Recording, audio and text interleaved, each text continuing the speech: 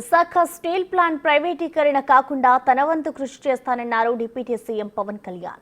ఈ సందర్భంగా కార్మిక సంఘాల నేతలకు స్పష్టమైన హామీ ఇచ్చారు. జనసేన కేంద్ర కార్యాలయంలో పవన్తో విశాఖ స్టీల్ ప్లాంట్ పరిరక్షణ సమితి నేతలు భేటీ అయ్యారు. దాదాపు 3 గంటల పాటు మీడియా సమావేశం కొనసాగింది.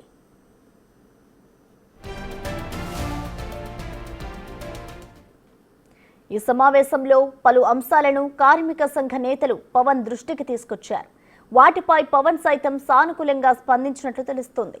సెయిల్లో స్టీల్ ప్లాంట్ను విలీనం చేయాలని కార్మికులు కోరారు. అలాగే విశాఖ ఉక్కుకు ప్రత్యేక గనులు కేటాయించాలని, ఆర్థిక సహాయం అందించాలని విజ్ఞప్తి చేశారు. అయితే చంద్రబాబు ఢిల్లీ పర్యటనకు ముందు స్టీల్ ప్లాంట్ కార్మికులు పవన్తో భేటీ కావడం ప్రాధాన్యం సంతరించుకుంది.